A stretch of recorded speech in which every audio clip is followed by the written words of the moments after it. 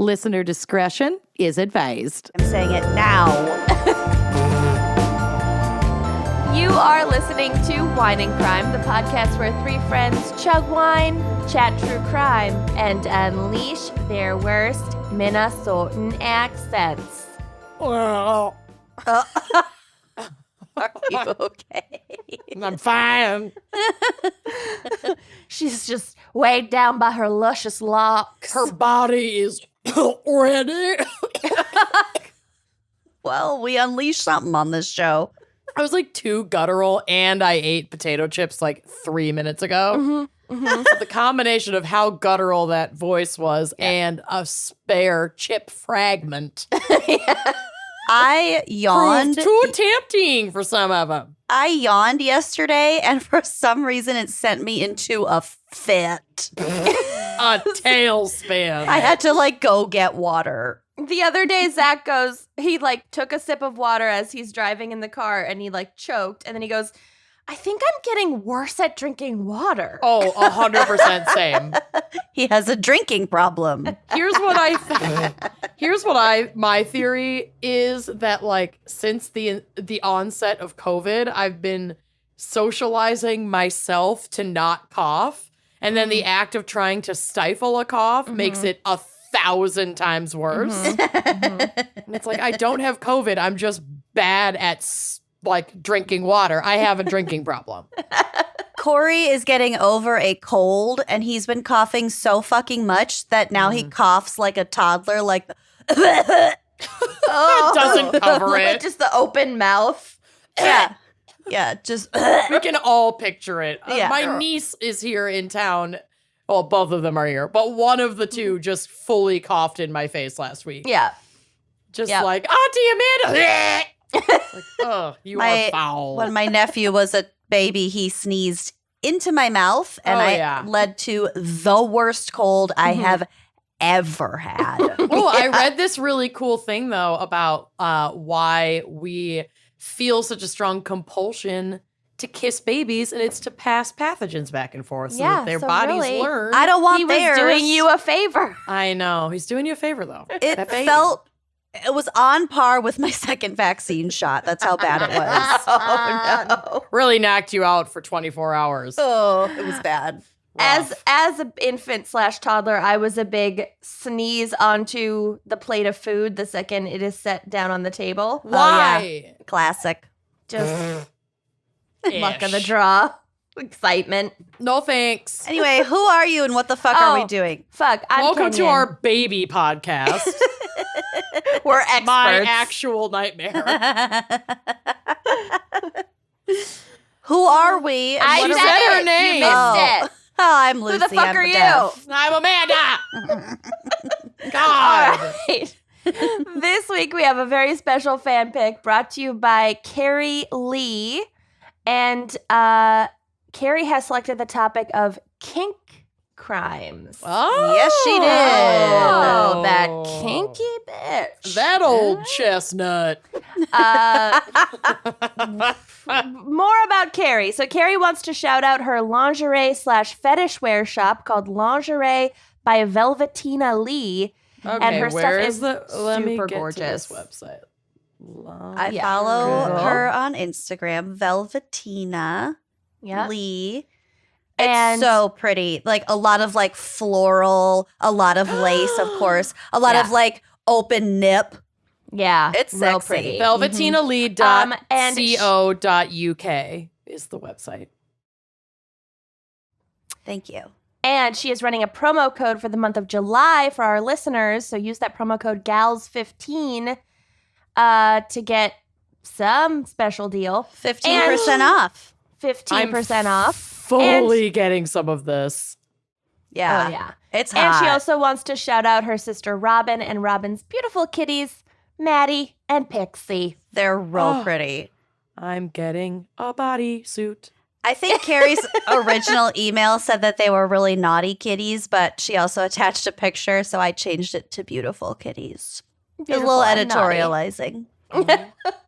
Well, just as a very quick preface, because I'm sure we will get to it, but we will not be kink shaming. in this episode. No. All There's a bodysuit with pugs and donuts on it. Okay, obviously you need that. I mean, that's practically a write-off at this point. It's so tied in with your work. The lemon zest bodysuit is really cute. That's going in my cart. So anyway, you continue. As long as everybody is adult and informed and consenting, and that consent is safe, enthusiastic, and ongoing, then do whatever the fuck you want. Yeah, do what you want. Yeah. Accurate.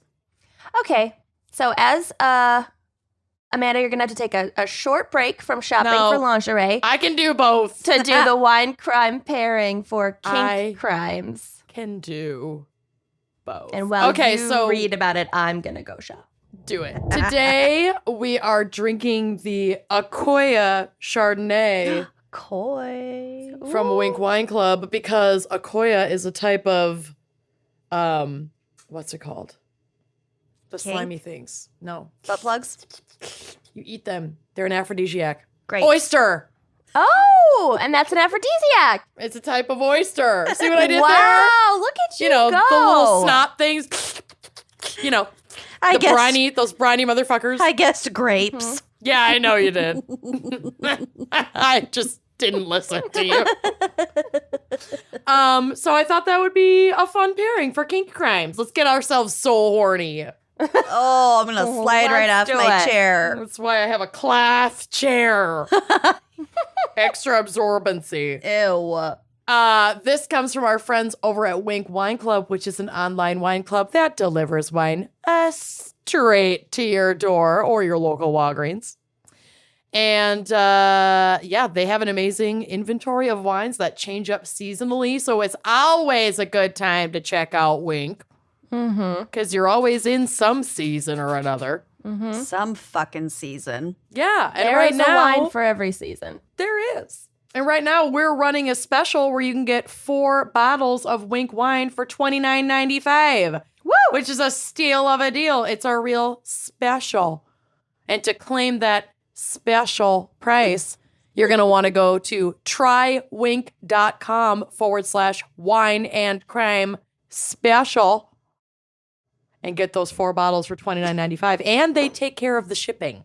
Did we mention it's a special? It's special. Wine and crime special. Super, super high quality wine delivered to your door for like Walgreens wine prices. You're getting 4 super high quality wines delivered to your door for the price of 1 decent quality wine. Like, she's a win-win-win.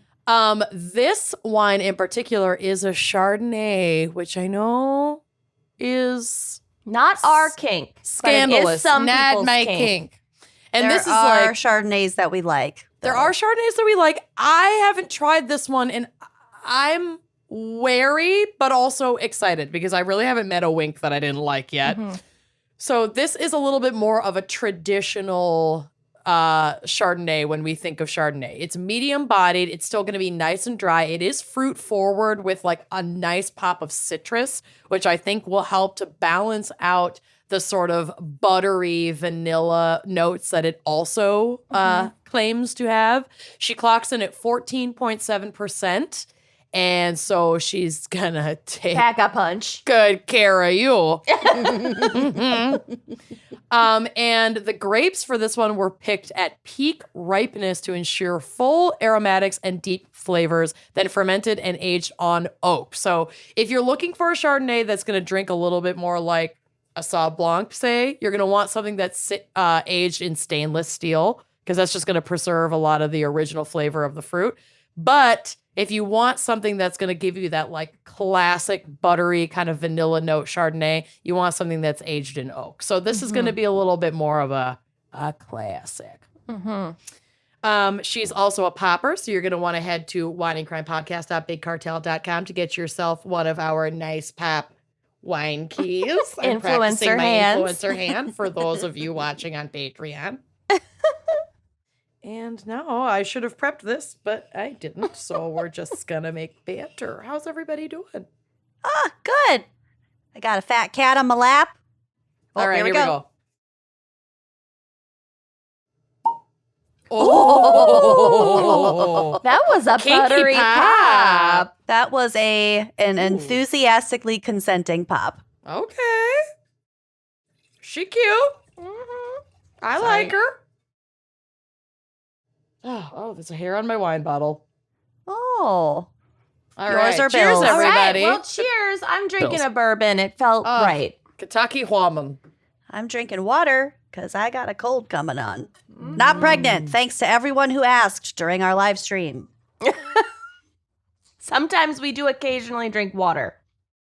It's weird. It's weird like that. All right, Lucy, what is our background and maybe psych for kink crimes? Well, I want to start us off by saying that we were a little bit wary about this topic because it seems like it could be a fucking minefield. We absolutely do not want to align people with kinks and criminality because that is in no way a correlation nor a causation. Nothing. I mean, it's just like how we did like figure skating crimes and we did, whatever. Like we do niche topics plus crimes within that niche topic without necessarily not a generalization. conflating the two. Yeah, no. exactly. So the kink community in general has really one overarching rule, and that is mutual consent and safety. We are not here to yuck anyone's yum or to suggest that kink is inherently violent or criminal in any way, although some paraphilias are literally illegal and harmful if you act on them, such as pedophilia. But that is not what we're talking about today. Yeah, and in those cases, the reason they're illegal is because you can't have two consenting adults. Like Right. the reason some of those things are off the table is because inherently there is a lack of informed consent. Voyeurism is another example. Right. Yeah. Right. You can pretend to do things Totally. with a partner where it's a fantasy, but that there has to be that actual informed, ongoing, of age, enthusiastic consent. Yep. Absolutely. Yep. You nailed it. And so I feel like I shouldn't have to say this, but just saying it, this is a blanket trigger warning. Obviously, we're going to be talking about sex and kinks. Yep. If you're not comfortable with that, then this is not And the episode murder. for you. Yeah. Mm-hmm. Okay, so in human sexuality, kinkiness is the use of non-conventional sexual practices, concepts, or fantasies. The term derives from the idea of a bend, aka a kink, in one's sexual behavior to contrast such behavior with so-called straight or vanilla sexual mores and proclivities. So it is thus a colloquial term for non-normative sexual behavior, because the very idea of what is and isn't normal sexual behavior is very subjective and fluid over time. Definitions of kinky vary widely as well. And anyway, when we're talking about like in a research, like an academic or clinical way, when we say normal, that just means it's statistically common. Mm-hmm. It's not And like norms are more sociological and, like you said, vary over time and culture yes and subculture. Yes, yeah. Mm-hmm. It turns out kinkiness is actually pretty fucking common. In a study published in 2016, it was found that nearly half of respondents reported an interest in some form of kink activity, and about a third of them had experienced a kink practice at least once. And some things that are probably being defined as a kink practice in these academic studies are like probably becoming pretty rapidly normalized amongst like certain age groups and cultural groups, you know? Yeah. Not to like get specific, but We'll get specific, don't worry. okay. I got a listicle for us coming up. Oh, good. We're gonna play Never Have I Ever. No, I'm kidding. We will You not. have to take a drink for every one that you've done. No. Or fantasize Sometimes I about. just want a drink. I'm just taking a drink right now. I'd be No dead. reason. Diaper play. Oh.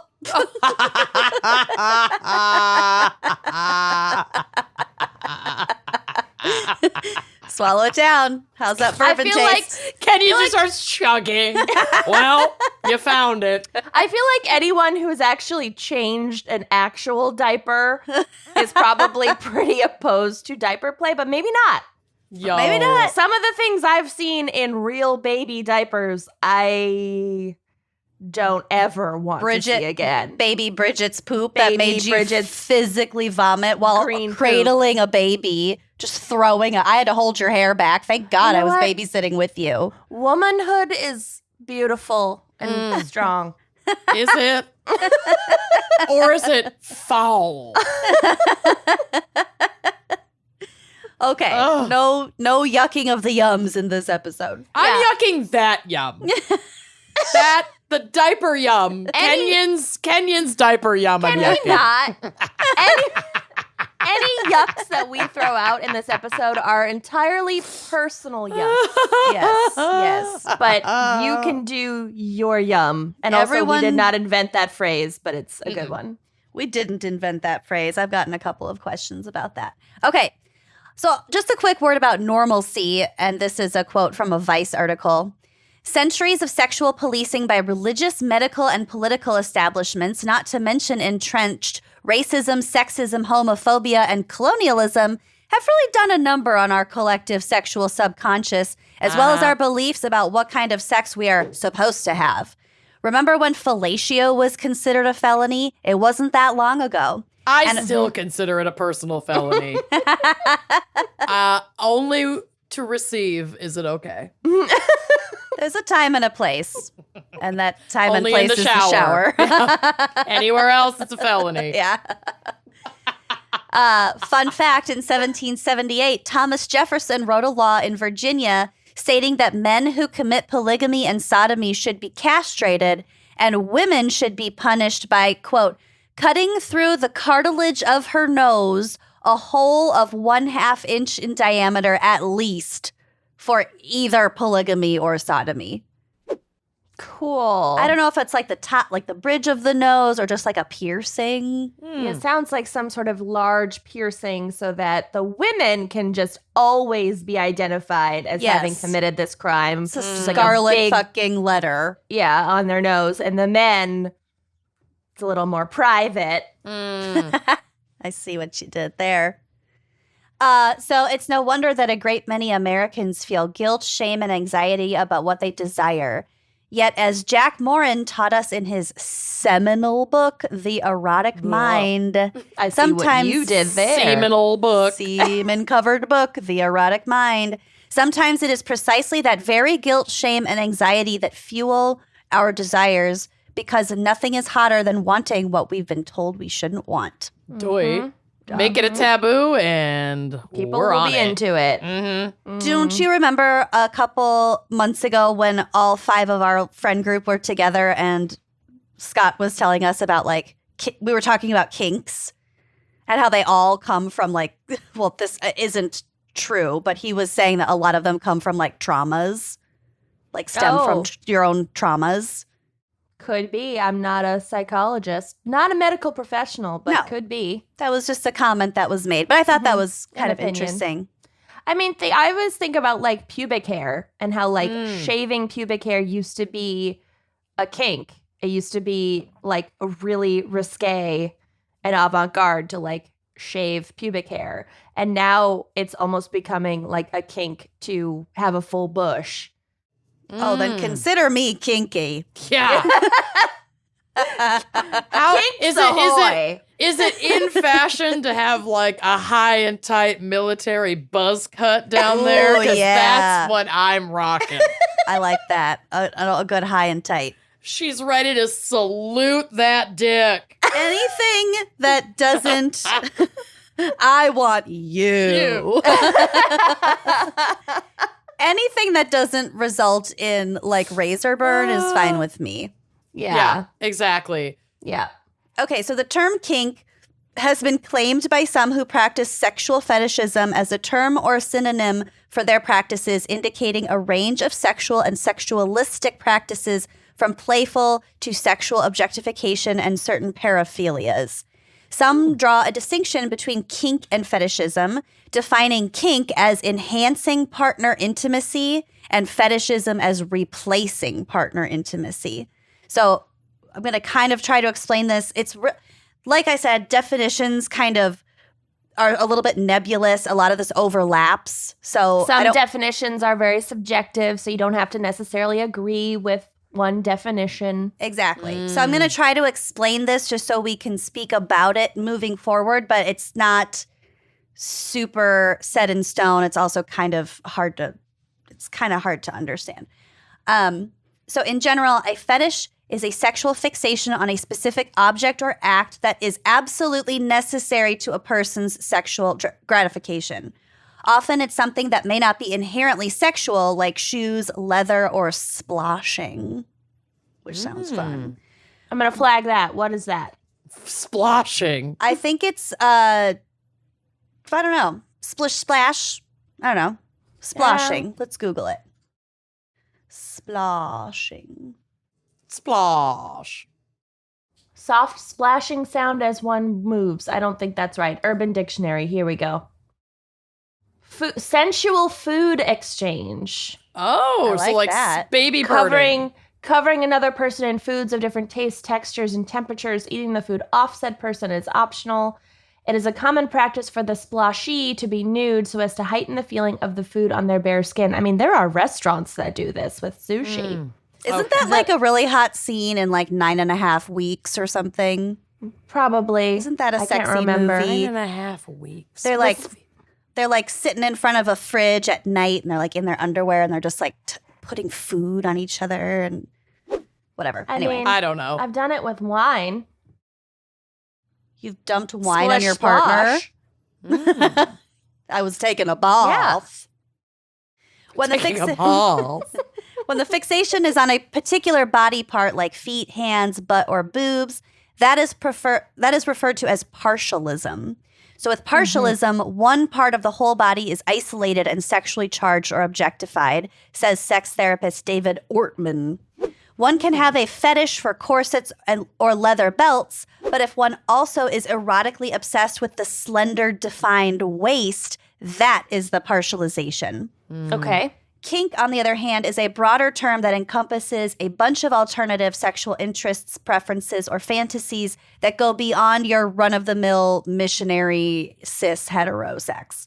Okay. It might involve BDSM, role-playing, or impact play such as spanking and whipping. Fetish is heavily tied to having a psychological need for those specific objects or acts in order to experience pleasure and or orgasm, whereas kinks can just add to a sexual experience but aren't necessarily needed to achieve sexual release, says a sex educator who goes by the moniker Dirty Lola. Love that. Interesting. So that is interesting. I didn't know that. So fetishes seem to be a little bit more required more for intense. performance. Yes, fetishes are necessary and kinks are just funsies. Exploration. Yeah, so all fetishes are kinks, but not all kinks are fetishes. Oh. For a particular person. Probably all different kinks are somebody's fetish. Probably. Yeah. Right. Yeah, maybe. I don't know. Probably. So paraphilias are sexual interests in objects, situations, or individuals that is considered atypical. So the DSM-5 talks about paraphilias. It draws a distinction between paraphilias, which it describes as atypical sexual interests, and paraphilic disorders, which additionally require the experience of distress or impairment in funcking. So we're not talking about disorders here. Right. I'm kind of thinking of it as like kinks. Kink would be like, I'm a spiritual person. Fetish would be like, I belong to this church, and through this church I attain salvation. And paraphilias Jesus is the one and only Lord and Savior. That's a fetish. Yeah. And then Yeah. paraphilias. As I look at my grandma Helen's crucifix, and the Jesus is so sad and just looking at me. What are you doing? How did I end up here in this pink boob room? She'd be so Listening to disappointed in Kinks. you. Shuck it, Jesus. Yeah, that Jesus is not very proud of you right now. Judgmental Jesus. Yeah. He's even frowning like, Jeez. Judgy Jesus. it might be becoming my kink to bang in front of this Jesus. Okay. Back to this metaphor because it's Wait, helping me understand. I have one more thing to say about crucifixes. Okay. I'm moving this to the bedroom. My Quick anecdote. the bedroom ceiling. Instead of a mirror, it's just a dying Jesus. But behind like plexiglass for easy clean. Yeah, I don't want her to get dusty. Ew, or sticky. Or She wet. deserves better. My sister went to a funeral recently, and it was in a Catholic church. And we grew up in a Catholic church, but I guess it didn't have quite like the idolatry everywhere, the paraphernalia. And this was a very intense Catholic church, and there was a big old crucifix, and Jesus had like all the like gory wounds, and his blood from the crown of thorns, and his eyes were like rolled back, and his mouth was like agape, and she just was staring at it the whole time. And I was like, I mean, those were my favorite crucifixes. I liked those ones. That explains a lot. Remember what Scott said about how kinks are usually related to childhood traumas? I don't recall. Maybe I need a crucifix for my bedroom too. Okay, so back to the metaphor because I think it's helping me understand. Okay. Kink is just like, I'm a spiritual person, but I'm into exploring different things. Fetish is like, I belong to this one recognized church. There are lots of other members, but we are only into this one church. We don't dabble. Yes. And paraphilias are cults or non-recognized religions because there are fewer members, but otherwise probably similar type things. And then the like bad the paraphilic disorders are the like bad cults, because some cults are kind of fine, like I concur. Sure. I'm glad this Okay. is helping you understand. Because this And is then cats bonkers. in wigs. Where do the cats come in? Whatever. I think, like I said, Someone out there got it. I get it. I think as a definition, a cult is sort of a predatory But some aren't that bad. situation. I don't know. Ekankar, their god lives in like Orlando, and everyone sends him money. But I don't think anyone's That's died. predatory. Not that we know of. Okay. Yeah, like I think there's an awful lot of overlap when it comes to defining a specific interest or desire. Could be a paraphilia, could be a kink, could be a fetish, could maybe be all three. So I don't feel qualified to agree or disagree with your analogy. Sure. Okay. So it was very creative, and I'm happy that it's helping you navigate this episode. Thank you. Okay. Okay.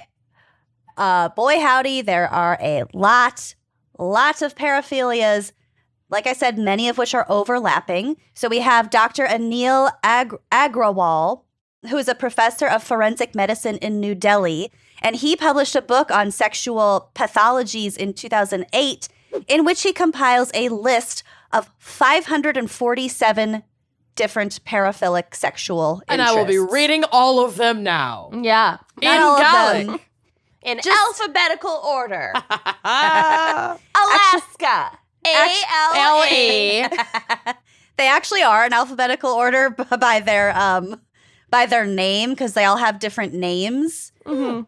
But they're all in like Greek. They have like Greek and Latin roots. So just to avoid a lot of time making awkward guesses at the correct pronunciations, I'm just gonna skip the names.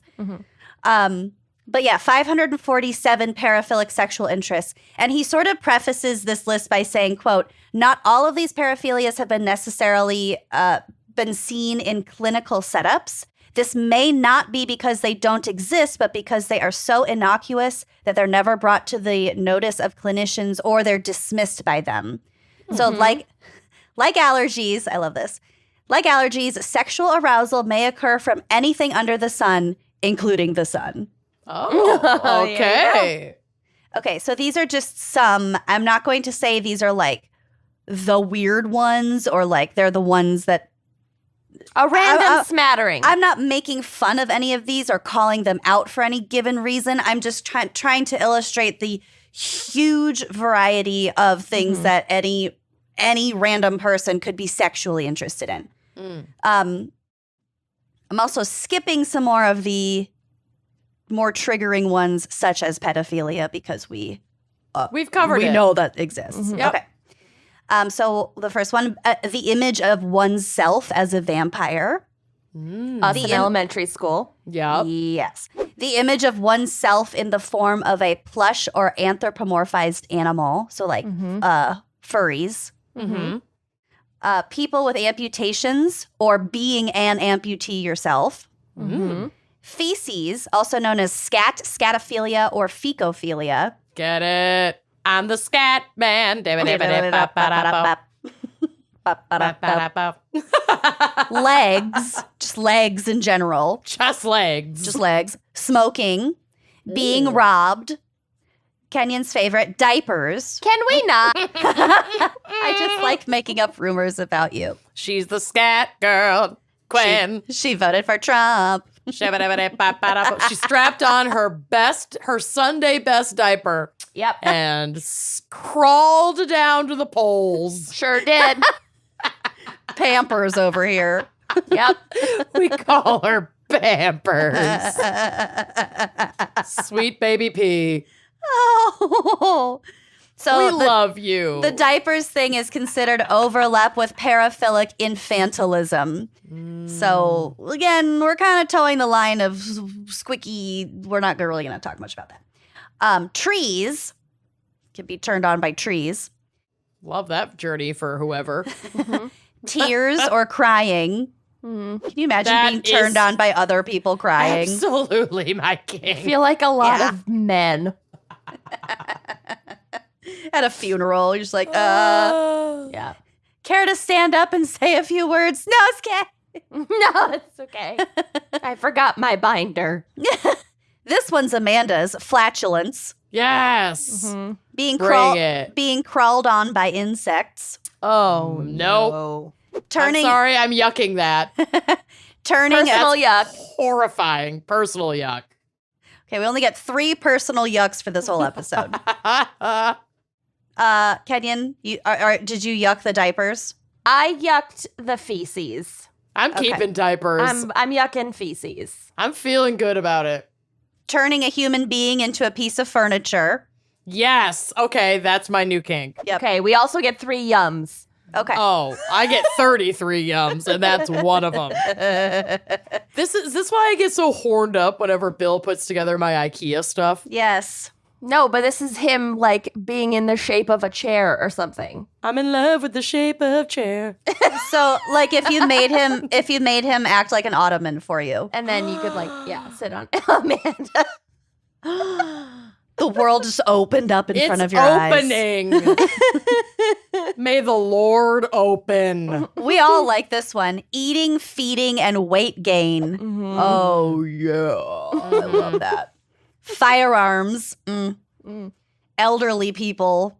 I can't Take it even or watch leave the it. old people parts in The Notebook. I skip. I fast forward. She does. Well, especially the end. With the geese flying? Are you fucking kidding me? No. Yeah, the sepia. I'm good. I'm just here for Ryan Gosling. We're good. Drinking or looking at blood. Enemas. I'm linking that as one yuck, one personal yuck along with scat. Okay. Enemas? Or the blood and the enemas? Just the enemas. Okay. Immersing one's genitals in liquid. I like to take a lot of baths. That's a yum for you. That's definitely a Breast yum. milk. Breast milk. I'm going to yum this one. Giants. Really big people. Remember when you went to that bar with the low ceiling and the basketball team? Yes. Came all night. They called me a jersey chaser, but really, I just You am had a sexually giant attracted kink. to giants. It all makes sense now. Conversely, you can be sexually attracted to very small people or small body parts. I think a lot of men have this too. Yes, I think so too. There's a lot of fetishization of small people. Yeah, a lot of whom tend to be women. Mm. Cars or other machines. Did you see that TLC? I think it was like My Strange Addiction, but a guy had like a romantic sexual relationship with a Yes. car. And he like porked the tailpipe. The front bumper. It was a whole thing. It was It was bound to he happen. demonstrated how he has sex with his car. He's like I appreciate the kissing it demonstration. tenderly. There's a lot to unpack with that one. You can be aroused by music or poetry or Seems armpits. Oh, less vague. You could fuck an armpit though. Oh, yeah. Easily. Easily. Yeah. An Dirt- elbow. Oh yeah. Dirtiness or decaying things. Mm. Personal yuck. Menstruation. Kenyon, that's your Okay. third yuck, I'm just saying. No, one of them was enemas is tied with scat. Oh, okay. No. No, I get one more personal yuck. I just like things to be clean. Mm-hmm. So menstruation wouldn't be a yum There's of yours? nothing unclean about that. Correct. That's true. Except your underwear. And I have definitely had sex while menstruating. Oh, yeah. I can't do it. I don't want anybody near me. Yeah, not current. I was much younger. Menstruating in my 30s, no, don't Yeah. fucking touch me. Menstruating in my okay. 20s when every biological piece was like, Just fit. spread it far and wide and fill thyself with seed. Horny beyond all And reason. like, yeah, The period horns are real, though. they're so real. Real- So they're real, real. You can be sexually aroused by swear words. That might be a yum from me. Yeah. Big time yum. Noses. not a yuck. No. Noses. Noses. Not opposed. Navels, belly buttons. Fine. Eyes. Oranges. Eyes. I mean, that feels very common. And also activities related directly to the eyes, which is not Like the same as like eyelid and eyeball seeing. licking. Maybe like blinking. yeah, the eyeball licker. We all know who we're talking Oh. about. The licking of the eyeballs or I don't touching, know. poking. Can you tell me, and then we'll cut it out. Oh, yeah. Smells emanating from the body, especially from the sexual areas. Mm. Having a full bladder and or wetting oneself. Okay. Dressing like a baby or a child. That's a yuck. That's my third yuck. Okay. Mm. I've got a ways to go, honey. I know. Feet, butts, stuffed animals, piercing another person, Mm. sleeping or unconscious people, shoes. We'll get to it in my case. Oh, God. Shoes, like high heels or whatever. Oh, yeah. That one I get. I'm attracted to shoes. Oh, my God, shoes. They my look God. so comfortable. Right? They're My machine Rothy's? washable. It's Dr. all over. Scholes. Shoals.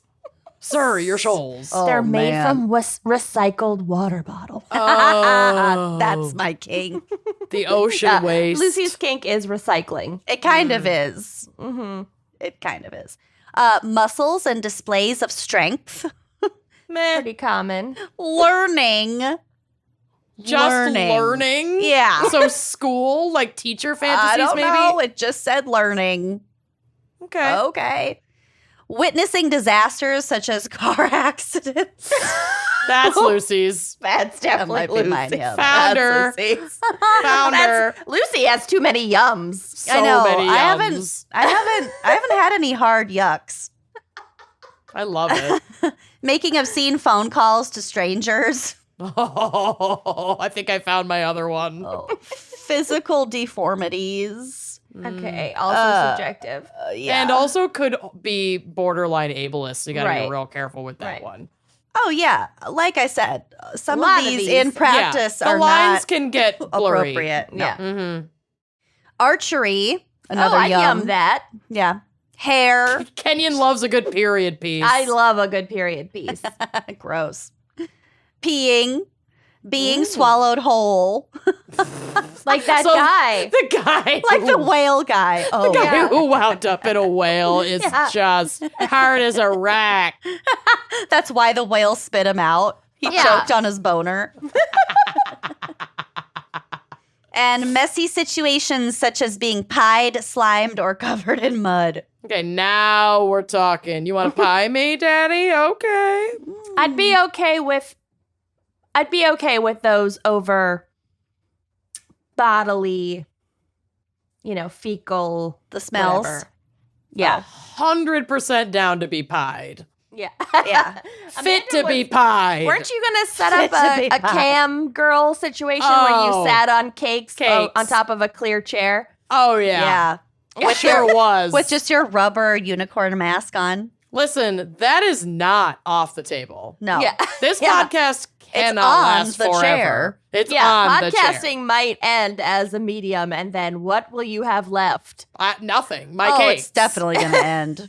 We're on a My rapid cakes. decline. Yeah. We should all have a backup plan if we're being honest. Yeah. Take it from me. I got the feet. Make a plan B. Yes. So we've talked a little bit about BDSM, so I kind of want to talk about that, clarify what exactly that is. Because BDSM and fetish and kink are often just used as the same word. Right.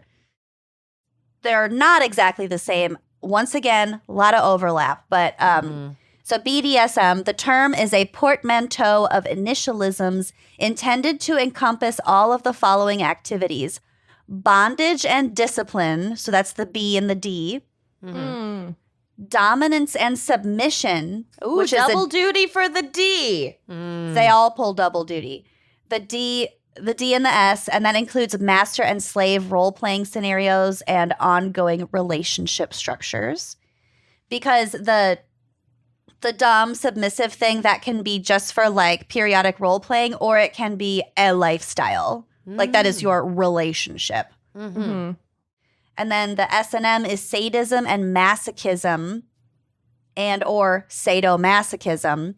It is the giving and receiving of pleasure from acts involving the receipt or infliction of pain or humiliation. According to Grammarist, the Grammarist, sadism is the practice of obtaining pleasure by inflicting pain and suffering on another, while masochism is the practice of obtaining pleasure by inflicting pain and suffering on oneself. And it's based on the Marquis de Sade. Sure is. And masochism is based on another author whose name I don't remember.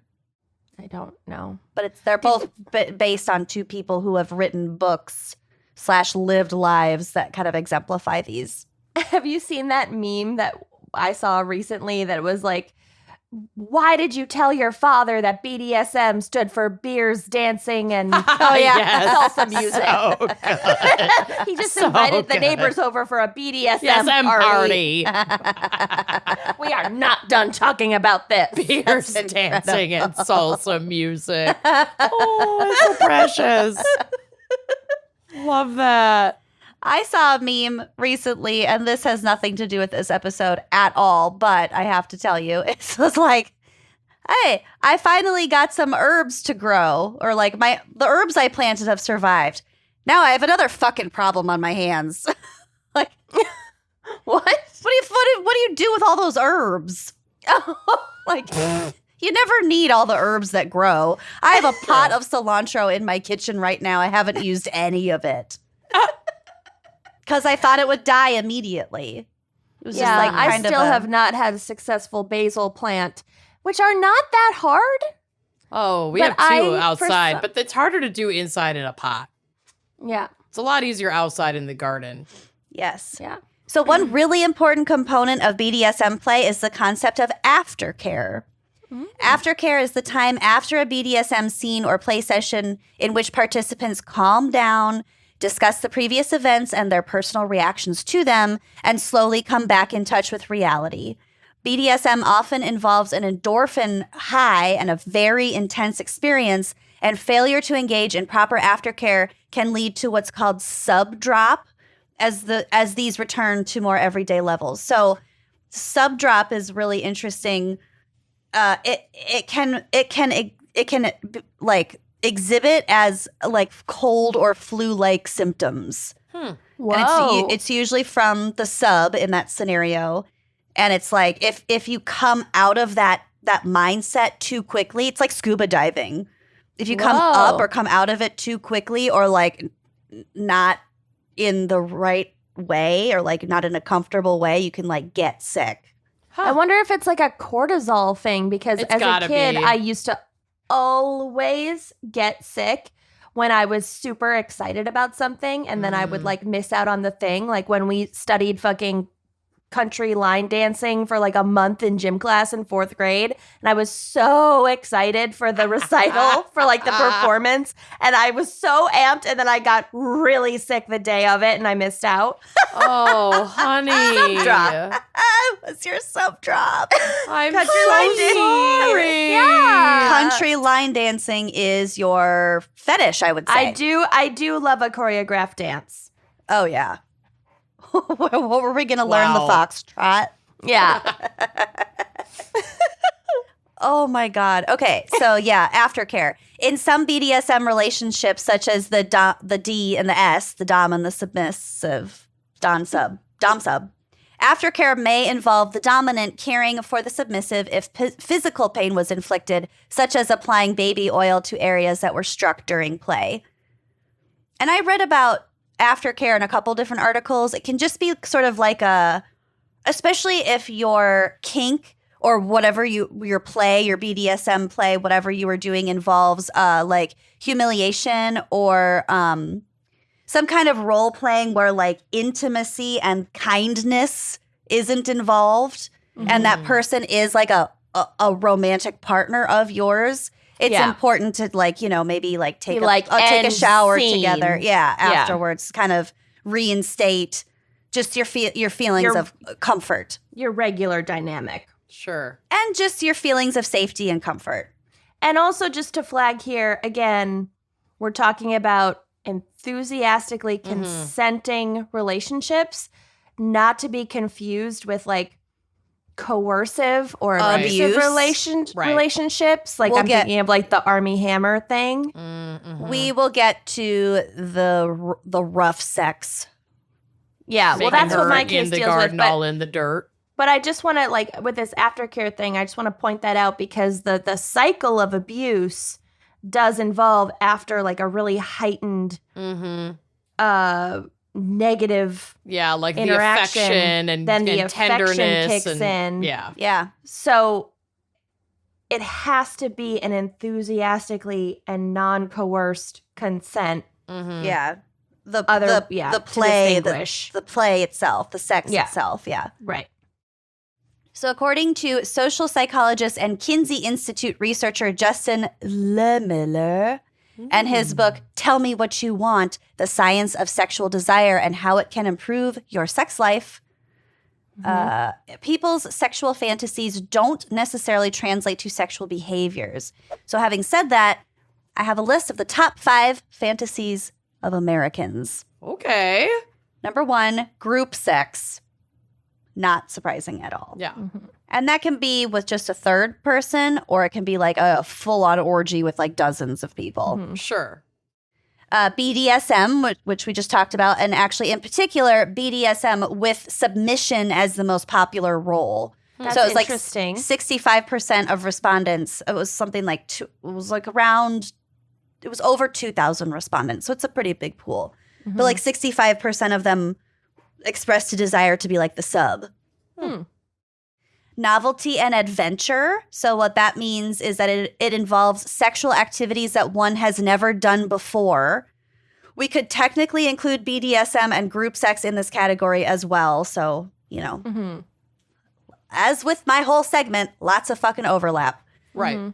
Could also involve a unique settings like an airplane or the beach.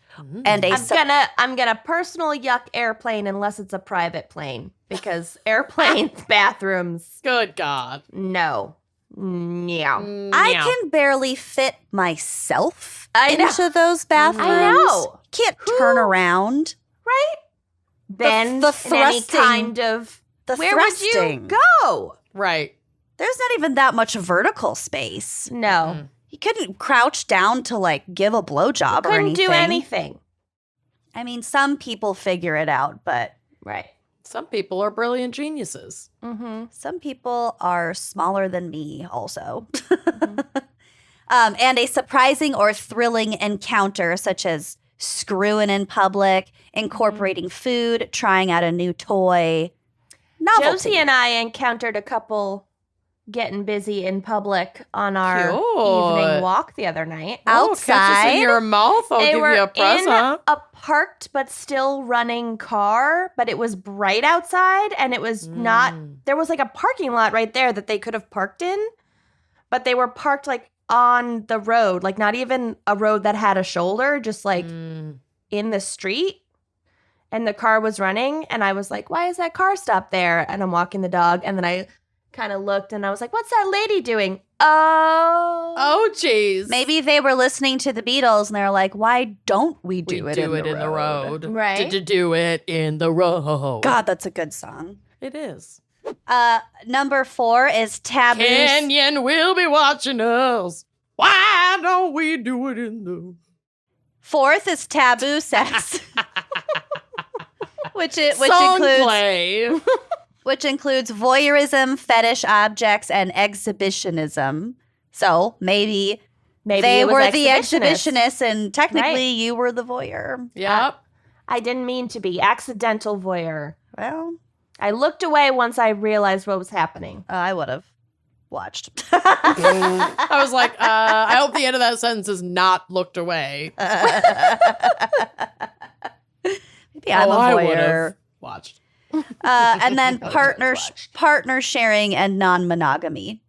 Mm-hmm. Again, enthusiastic consent, people. So I would like to end my segment with a word about consent and abuse. We've talked about this a little bit, but this is some really good information from them, THEM. I believe it is like a kind of queer-oriented magazine Cool.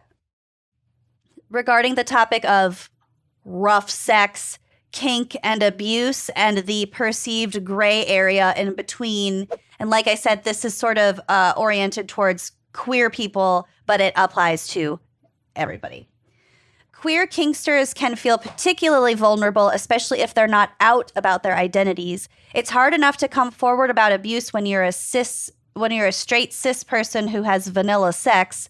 Being queer and or trans and kinky in a world that sees those identities as incompatible with what a real, quote unquote, real abuse victim looks like can make things even more difficult. But there's a very big difference between kink and abuse, and being kinky does not obligate you to do anything that you do not want to do. Exploring kink and BDSM does not mean foregoing consent entirely. Consent is crucial in any and all sexual activity. If you're thinking of getting into kink, consider having extensive conversations about boundaries well before any play starts to take place. That might take the form of a yes, no, maybe list where partners let each other know what kinds of activities they are and are not into. Yeah, set some boundaries. Have conversations. It might be awkward, but it's necessary. The alternative. Or it might include explicit instructions. Yeah. Or it might include explicit instructions about what kinds of sensations or dirty talk are acceptable. So things like, I like having my nipples touched but not pinched. Yanked. Pinching the nipples. I Yeah. don't like it. Yeah. Careful with that Like one, pals. to be in pain. Yeah. Yeah, I don't like that. Or something like, you can call me sir, but I don't like being called daddy. Both equally valid. When people are planning elaborate If scenes, only some people respected other people's boundaries around not liking. I'm not The daddy calling thing. you daddy. I don't have to respect your we boundaries. did call her Pampers a couple of times. Well, yeah, she seemed fine with it. We didn't talk about it beforehand. Whatever. Whatever. Okay. We should stop othering Kenyon. She's Too late. We'll fly in late. for your aftercare. Thank Yeah. you. Yeah. Okay, when people are planning elaborate scenes and role plays, it's a good idea to outline how everyone expects the encounter to unfold. You don't want to be surprised. Yeah. Mm-hmm. Yeah. In order for a scene to be truly safe, the more vulnerable party always needs to be the one who sets the boundaries and calls the shots. If someone is going to be submissive or at the receiving end of pain or sensation play, they get to say what is and isn't acceptable and establish what counts as going too far. Because, like, if you're going to be, like, tied up, for example, or, like, handcuffed, you have got to be communicative about what you are and are not okay with. Right. Yeah. A pre-established safe word is also a good idea. In scenes where the words no or stop might be part of the role play, a safe word, which is a mutually agreed upon designated word that takes the place of no or stop, gives the submissive a direct way to let their partner know that they need to slow down or end a scene. Many people like to choose their own safe words, but one common set of safe words is inspired by traffic lights. So red means stop, yellow means slow down, or I'm not totally sure, but keep going, but just be aware that, like, not totally sure. And green means everything is perfectly fine. Interesting. In scenes where a verbal safe word isn't possible, for example, because someone is gagged, partners will work out nonverbal safe words to ensure everyone's boundaries are respected. And again, that consent, it needs to be ongoing. So just because you quote unquote agree to something beforehand, you can absolutely change your mind at any point, and then it needs to stop. Yeah. Or change. You know? Quote, kink always allows for somebody to end it. It always gives somebody the opportunity to say no, and the other person will always respect it, says Kay Burdo, a Vermont-based alternative sexuality and relationship educator. If you use your safe word and your partner continues the scene, that is abusive. If your partner doesn't allow you to set boundaries or ignores your requests in pursuit of their own desires, that is also abuse. Kink can be thrilling, terrifying, emotionally exhausting, and sometimes incredibly overwhelming, but it should always be consensual, and everyone participating in a kink experience should always feel respected, supported, and like their boundaries are inviolable. So without that respect, it's not kink, it's abuse, and being kinky does not make abuse okay. Correct. Yeah. Yeah. So that is my segment. Nicely I hope done. that it cleared Well some done. things up and that we are moving forward in this episode understanding that kink does not equal abuse. We are not condoning abuse. Right. And we are not equating sexual interests And with exploration, criminality. Right. Right. No. Right. No. All right. Well done. Not an easy topic. All right. So, in my case, we are going to talk about people who intentionally conflated kink with abuse in order to try to excuse their abuse. Got it. Okay. And that is wrong to do. Gotcha. So, in the fall of 2018, a 21-year-old British woman named Grace Millane embarked on an around-the-world solo backpacking trip. Damn. Wow. Yeah, just like Brave. badass lady getting her travel on. Yeah. I bet she was in the Girls Love Travel Facebook group. The Sisterhood of the The Traveling Pants. pantaloons. So Grace had decided to take a gap year after graduating from the University of Lincoln in Lincoln, England. Oh, And not you- Nebraska. And you know what that means. Oh, jeez. Yeah. Time for some geography. Oh, lay it on me. Lincoln is situated south of Stowe Pasture, Thorpe in the Fallows, and Grange Delings. Okay. West. Those are each different town names. West of Potterhanworth Booths. I swear to God, they just open the dictionary and Yeah. point at a random word. None of these Combine make it with sense. another word. I think they just hang words on a dartboard Yeah. and Yeah. go to the pub. The pub at Potterhanworth Booths. Let's play Name the Town. Down at the pub. Let's get And wasted then- and play darts. It is northeast of the village of Halfway Houses. Love it. I don't want to live there. Listen, they're being honest. Starter homes. We're Yes. leaving nothing to the imagination in that town. And my personal favorite, northwest of the village of Wasp's Nest. Nice. I don't want to live there either.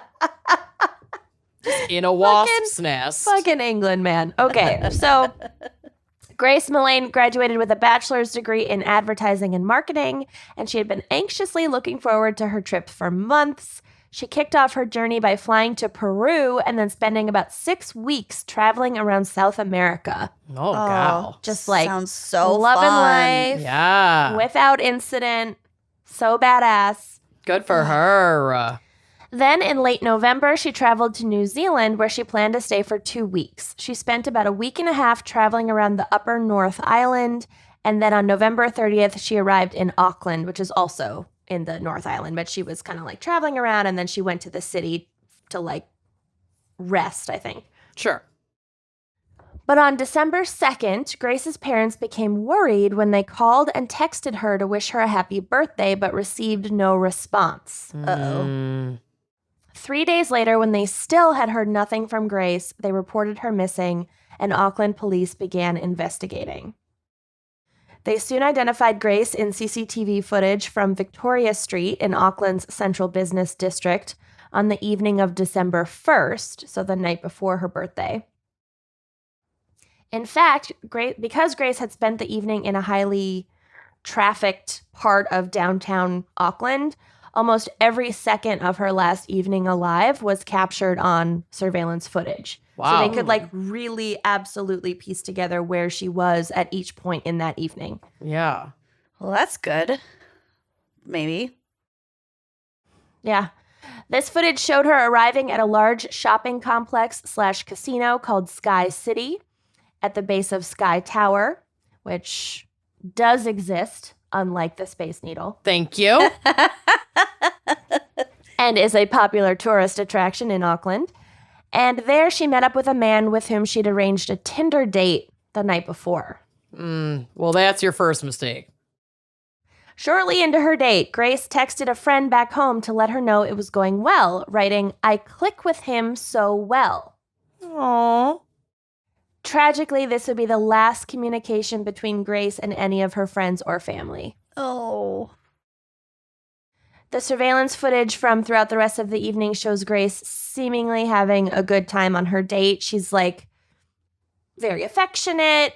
At one point, he's got like his arm over her shoulder. She's like got her arm like around his torso, kind of. They're like laughing at the bar. It looks like a date going really well. Yeah, they're having a nice time. Over the course of a few hours, the pair go to 3 different bars, and Grace is smiling and talking animatedly on the footage from each bar. At the 3rd bar, her date leans over and kisses her, and she is responsive to this contact. Finally, CCTV footage shows Grace leaving this last bar with the man and returning with him to the City Life Hotel, which is not where she was staying, but where he had a room. Okay. The final footage of Grace is from the hotel's security camera as she exits the elevator with this man and walks with him towards his room. She's never seen again on any security footage. Oh, Oof. God. After authorities recovered this footage, they began searching for the identity of her Tinder date. Upon review of Grace's Facebook page, they saw a comment on her recently updated profile picture by someone named Jesse Kempson that had been left at 9:29 p.m. on December 1st. So during the time of the date, they were out together at 9:29 p.m. Oh. Okay. Curious. So there's a comment from that time on her new Facebook picture. The surveillance footage of Grace's date showed him pulling out his phone and typing something at exactly 9:29 p.m.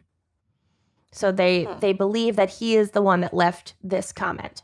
Okay. So maybe they were talking about her profile picture and she was like, oh, I'll change it, whatever. And then he flirtily was like, I'm going to leave a comment as you do this. Yeah. You know? Yeah, I guess. Yeah, it happens. So police contacted Kempson and asked him to come in for questioning. He told a detective over the phone that he had gone on a date with Grace, but they had parted ways around 10 p.m., and he agreed to come in later that day to give a formal statement to police. Later that day, when Kempson returned to the hotel, so it turned out he actually was living at the hotel, but the hotel also had an area for long-term Extended studio stay. rentals. Okay. Yeah. Mhm. Makes sense. The officers who were there were investigating, and they brought him into the station for questioning. He described the events of their evening together, but continued to insist that he and Grace had ended the date and left each other around 10 p.m. Okay. Meanwhile, police obtained Kempson's cell phone records and discovered that on the morning after Grace disappeared, he had used his phone to Google, quote, hottest fire Oh, and no. Waitakere Ranges. I don't know if I said that right, which is Okay. the name of a mountain range near Auckland. And Okay. there are roads through it, of course, but it's also a very rugged terrain. Sure. I don't like where this is going. Yeah, The that's phone- creepy. Also contained several photographs, and this is where it gets really dark.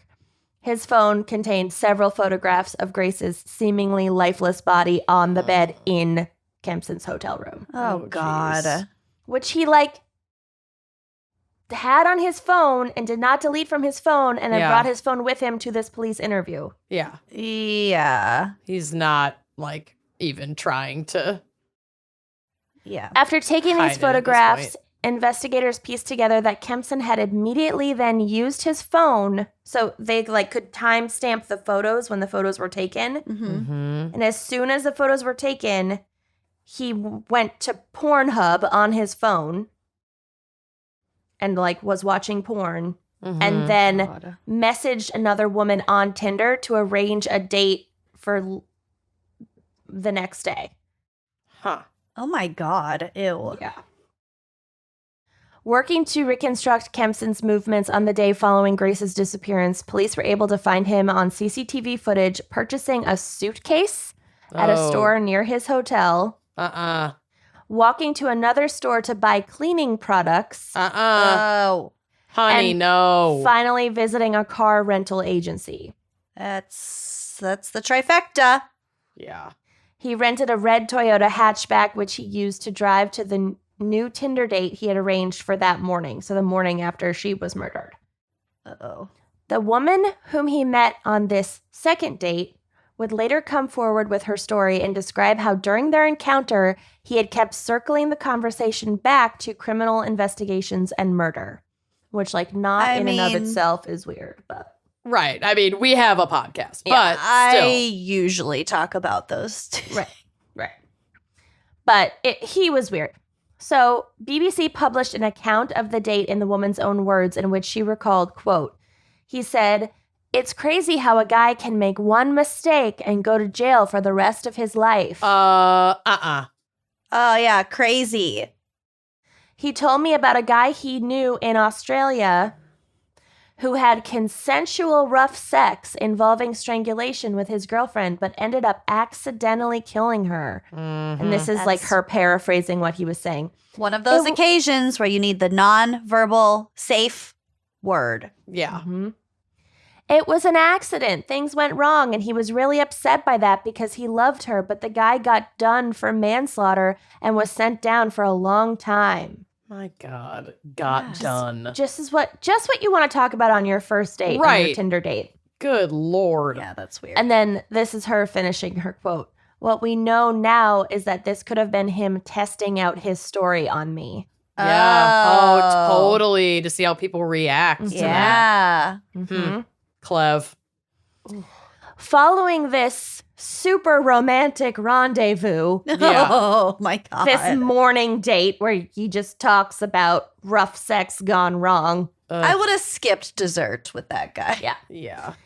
This ended in the woman feeling super uncomfortable, and she purposely walked in the wrong direction out of the bar so that Kempson wouldn't see where she had parked. Good So for they- her. Yeah. Good for you, left- honey. Yeah, she talked about it in the interview. It's so interesting. Like, they walked out and he was parked near where she was parked, or he was headed the way that her car was actually parked, and she was like, I had this weird feeling, I trusted it, and I pretended that I was parked in the opposite direction and went in the opposite direction. Mm-hmm. Good. So she walks out, he doesn't see where she's parked. He returns back to his hotel room around 5:45 p.m. that afternoon, but soon went out again, this time to rent a carpet cleaning machine, Oh, Jesus Christ. which is a Ew. totally casual thing to rent when you're staying in a hotel. Yeah, soup's cash. Oh my God. Jesus Christ. This guy is. Can I make it any more obvious?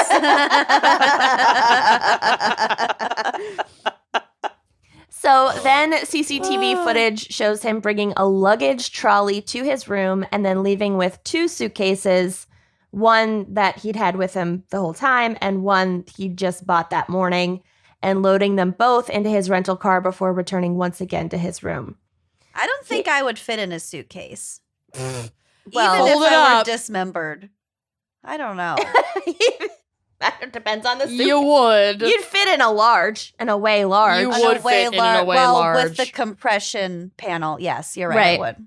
Right. You can fit a lot in an away suitcase. Did we just do it away? Huh? It's a Literally, freebie. yeah. There's a freebie for you.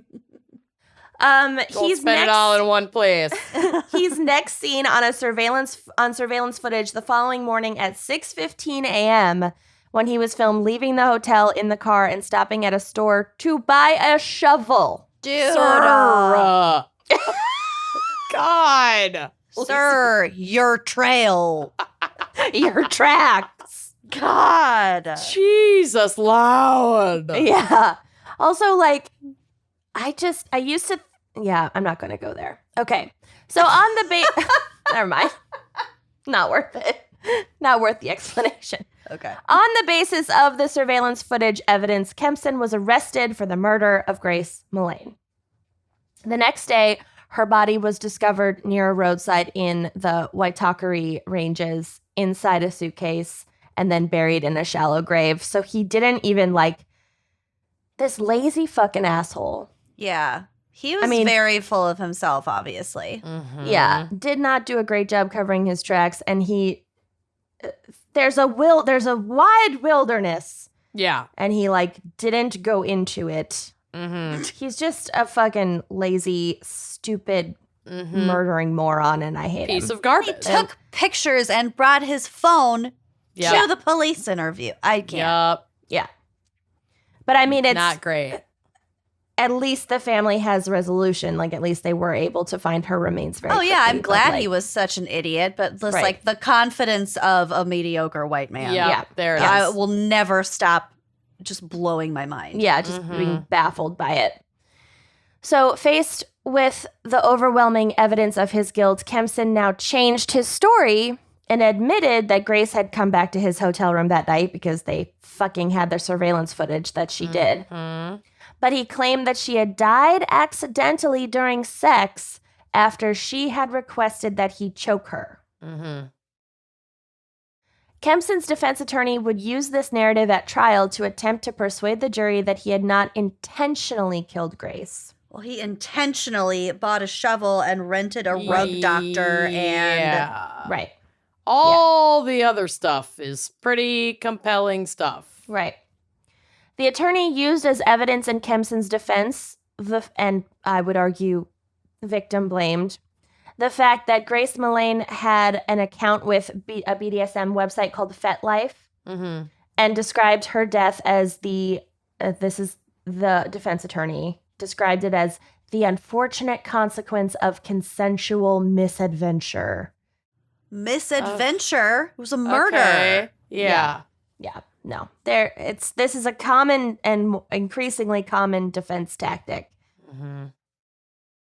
So the defense also called an expert witness, a pathologist, who claimed that the injuries found to Grace's body during the autopsy were consistent with a consensual sex act, except for, the death part. Right. Yeah, really. The rug doctor. Yeah.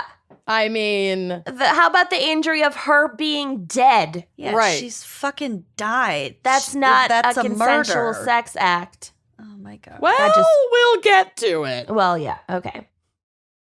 So Kempson's lawyer also alleged that Grace's alcohol consumption could have contributed to her death. Well, Fuck of course. You know And what? you should have seen what she was wearing. I'm gonna go get a bottle of wine. This is I'm gonna pissing drive. me I'm off. gonna drive off a cliff. That's Yeah. it. I'm done. Amanda. I mean, not to die, just to do it, Okay. just for the experience.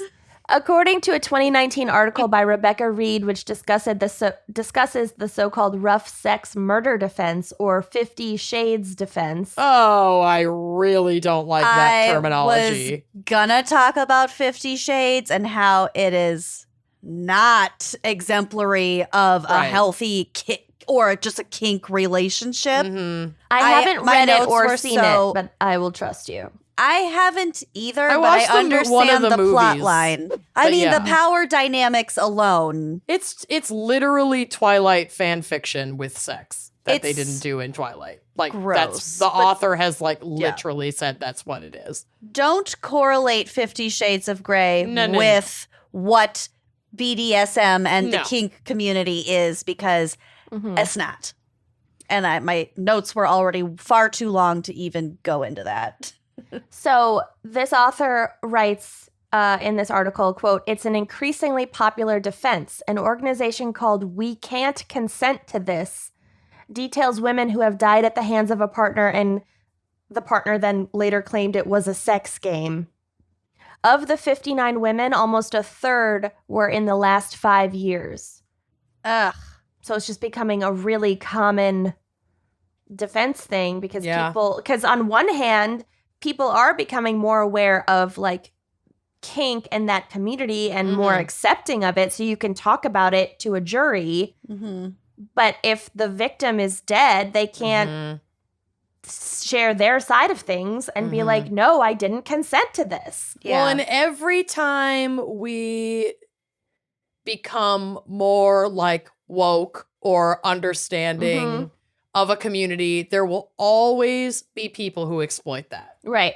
Like always. I mean, we see this in racial justice, sexual justice, like Right. women's rights. We see it all the time where like one instance can be completely twisted to fit Right. a totally misogynistic, racist, whatever narrative Right. Yeah. to try and devalue the entire movement. It happens in fucking every single awakening. Yeah, I don't think Rachel Dolezal would have been Right. trying to be a black woman during Jim Crow. No.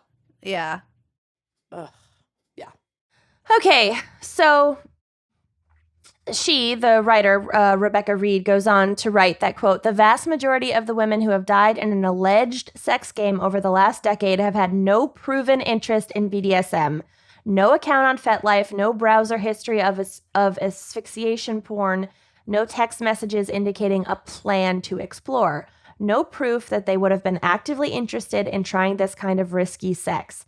So the fact that Millane did is almost incidental in this context of the cultural conversation." So like Grace sounds like was curious. Sure. Doesn't necessarily mean she was with this guy. Mhm. Certainly doesn't mean that he's not guilty of murdering her. Mm-hmm. Yeah. Because it's just the fact that she's dead proves that it was not a consensually safe thing. Yeah. We'll get to it, but yes.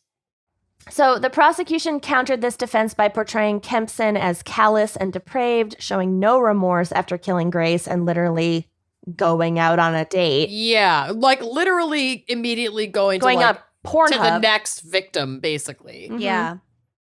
That's what I think that next date was to Oh, like yeah. test the waters and see what else. Well, he made up that story about Exactly. basically himself, his anxieties about what he did the night before. Yeah, it's very sus. They emphasized the fact that he had not called for help when he realized Grace was dead, but had instead calmly orchestrated a plan to dispose of the body and cover his tracks, not to mention like fucking photograph it for his own sexual pleasure. Yes, that's damning. All of it's damning, but that's particularly damning. The prosecutor's case relied heavily on the security camera footage depicting Kempson's actions after Grace's death, so all the coming and going and buying of things. They also called 3 female witnesses whom Kempson had also met through Tinder to testify that he had shown an interest in masochistic and bondage sex, including choking, that the women had not previously expressed any interest in. There you go. He wasn't searching for people who were consensually into this. Yeah. Yeah. Finally, the prosecution called a pathologist as an expert witness who, unlike the pathologist called by the defense, testified that a post-mortem examination of Millane's body had found bruising consistent with someone who had been restrained and asphyxiated. And this part is bad. And that it would have taken 5 to 10 minutes for Millane to have died from this type of strangulation. So it's not just like a split-second thing that goes wrong and oh shit, I didn't mean to, and then cover your tracks. It takes a long 10 time. minutes. It takes a long time to choke someone. Yeah. It's not an accidental fucking thing. No. The head prosecutor said that Kempson's killing of Millane had been, quote, personalized, depraved, and callous, and that, quote, the crime had a profound impact on young women's sense of safety in New Zealand, with many reassessing their relationships with men or dating life and how safe they should feel. So, yeah, it just has like this ripple effect in society where it's like women How just have safe to... are we? Yeah. Not. Yeah. The answer is not. Yeah, and also like what the lady did on the Tinder date the following day of like pretending that her car was parked in a different way, going out of her way to avoid him. Like we've all had to do that. Oh, I do not miss dating at all. Yeah. Please don't make me go back there. So after just 5 hours of jury deliberation, Kempson was found guilty of the murder of Grace Millane and was sentenced to life in prison with the requirement that he serve a mandatory minimum of 17 years before being considered for parole. Good. Bye-bye. That's countless women who have been saved from that man. Well, we will get to his other victims. Oh, God. In the months following his arrest for murder, other victims had also come forward after seeing pictures of him in the media, including past Tinder dates and a long-term girlfriend of Kempson's whom he had also terrorized. Oh, can you imagine? I mean, both scenarios are fucking awful, but can you imagine, like, you go on one date with a guy and you're like, oh, that seemed off.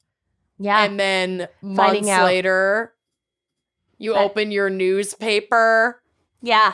Ah. Yeah. Yeah. You have some contenders. We should have a Google News alert set up for some of... can't believe that I haven't seen some of them in the news for murder. I'm shocked. I know. Same. Well, maybe they're working there's under time. aliases. Yeah. They dated Amanda under an alias. Maybe. Could be. If they were smart, they would. So one of these victims had met Kempson on Tinder about 8 months before he had murdered Grace. She had gone back to his hotel room with him, but when she had refused to have sex with him, he raped her. The allegations of these other victims were initially suppressed at the trial to avoid biasing the jury in the murder trial, but after his conviction in the murder case, he was also charged with these additional crimes. And I'm sorry, we can bias a jury if you're a serial offender. I know, but because he hadn't been convicted. I know. It's just such bullshit. But I think that that's bullshit too. Because like you're allowed to have character witnesses. Why can't you have character witnesses say he's a fucking predator? Yeah.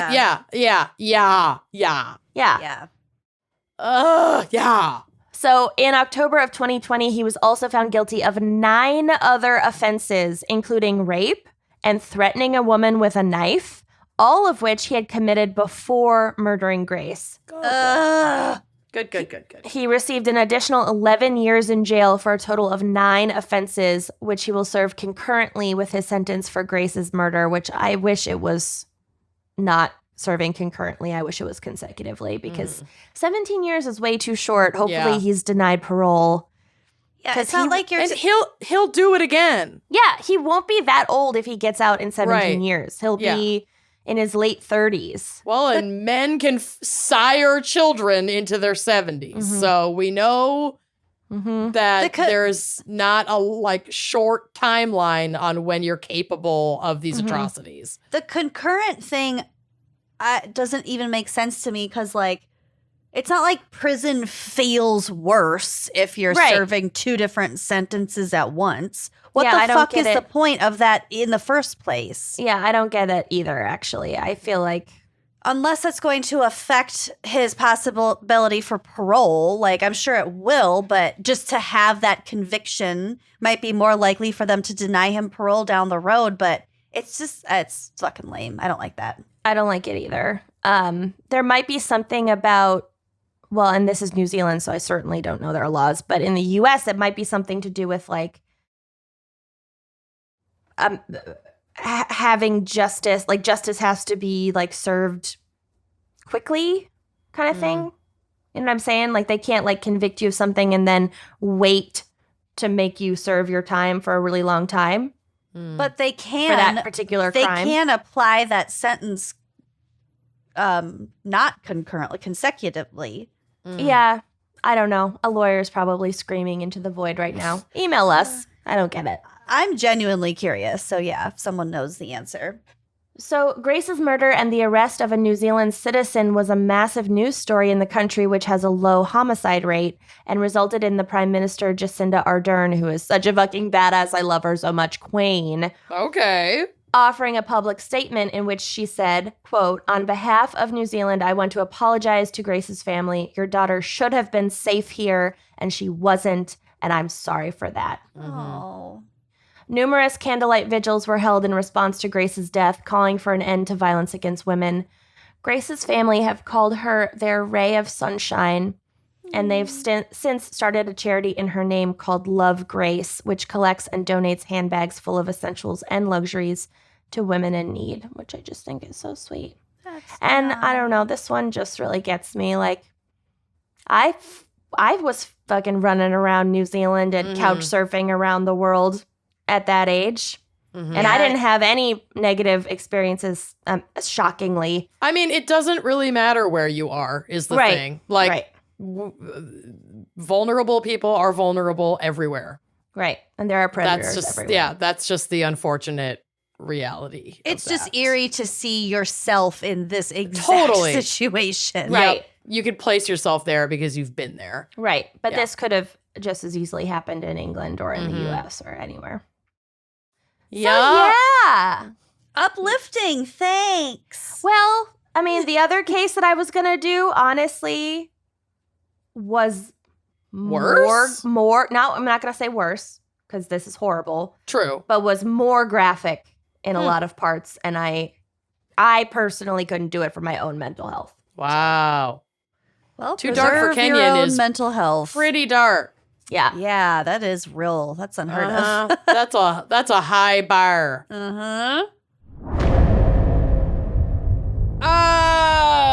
Okay, well, let's get to more of this. No. So I was at the doctor this week, and the nurse that I was working with was into true crime. So obviously we started chatting, and I was telling her about this episode coming up that I was looking for a case for it, and she was like, "Oh my God, I just watched one of Bailey Sarian's videos about this woman." I love And she sent me the link. I mean, I know I do too. And she sent me the link for that video. And I was like, okay, well, obviously I have to cover this case now. So that's how I discovered this. And shout out to that sweet, sweet nurse for the recommendation and obvious repetitive housekeeping. Going to talk about what may begin as exploration of kink and fetish, but clearly moves beyond that. And the outcome here is by no means indicative of kink culture. So not generalizing. But it's also just a really weird fucking story with an interesting legal ramification. Okay. Yeah. So here we go. We're going to go back to the 90s. A simpler time, a gentler time. I love the 90s. Me too. Sharon Lopatka was the oldest of 4 daughters and raised by Orthodox Jewish parents in Baltimore, Maryland. She had a conservative and loving upbringing, was a great student who never got into any trouble, and played sports and sang in the school choir. Her classmates would describe Sharon as, quote, as normal as you can get. Sharon did feel a bit stifled by her religious upbringing, and after graduation from high school in 1979, she met and married her husband, Victor, who was not Jewish Orthodox, and left Baltimore to start her life with him in the quiet town of Hampstead, Maryland. Her parents did not support the marriage because, like I said, Victor was not raised. Not only was he not raised Jewish Orthodox, but I don't believe he was Jewish at all. So with the rise of that would cause a big stir. Yeah, certainly among any kind of like devout religious family. Right. You know, that's going to be shocking or controversial. With the rise of the internet in the 90s and Victor making a modest wages working in construction, Sharon became an intranet entrepreneur, ding, ding, ding, so she could make money while working from home. So she crawled so we could fly. Thank God. I cannot leave my home. No. She was basically podcasting with the AOL disc. Wow. I mean, she wasn't podcasting, but like she was doing a lot of internet work. Dang. Cool. So she launched a website called House of Dion, which sold home decorating guides and catalogs for $7 a piece. And then those catalogs would be like mailed to you. Love it. I would have been all about that. Yeah. Oh, you just wait until I get to like the description of House of Dion. These guides, right now. These guides promised to provide, quote, home decorating secrets seen in the posh homes from the New England states to the Hollywood homes can now be yours. Never published before. Okay. Wow. Quick and easy ways to decorate your home. Love it. So she had a knack for online retail and advertising, soon being paid to rewrite ad copy for a bunch of different sites and launching sites of her own that sold psychic readings as well as phone sex hotlines. Well, these are my 3 yums. Yep. Yeah. So, she was basically the Phone most sex, 90s psychics, tarot, and interior decorating. And interior decorating. She was basically the most 90s online entrepreneurial endeavor of all time. I love her. Entrepreneurial. Her online work... Cram the her in there. Endeavors. Terrible. Okay, this is why I didn't want to let you in here, because now you're just bugging me. Go lie down. Best damn tapper. Go lie down. Lie down. Oh. Don't make her go. I'm making her go. I'm making her lie down so she doesn't just nudge my elbow through my entire case. She loves you. I'm sure she does. Come here, Okay. Ray. You can nudge me. So her online work exposed her to communities online where she could, for the first time, explore her sexual desires. She parlayed this interest into another business endeavor, marketing pornographic content under an alias, so as not to be discovered by her husband, that depicted her, like, a little bit kinkier desires, specifically women who are unconscious during sex acts, either by drugging, hypnosis, or chloroform. Oh. That she was into and she didn't want her husband to know she was into this. Correct. Wow. So she had a desire to be unconscious herself? Yes, and I believe also to engage in sex acts with unconscious women. Like the I'm not sure. I think her, at least the gender spectrum was all over the board. I think she was exploring, like, this pornography that she was marketing was specifically women, like binary women in sexual contact with other binary women. So she definitely was like into some of that. But she certainly liked the idea of like the unconscious portion of it. Okay. So under her alias, which was Nancy Carlson. That was the name of my kindergarten teacher. I believe yeah, it. it was. I think everyone had Mrs. Carlson. Miss Carlson.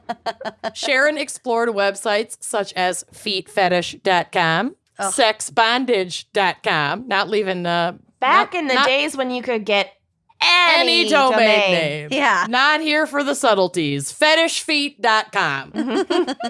And she engaged with communities interested in sexual, quote unquote, taboos, such as necrophilia and sadomasochism, and putting quotes around taboos, because, like, what is taboo and what's normal? Yeah. It's all the spectrum. Right. We're all puritanical.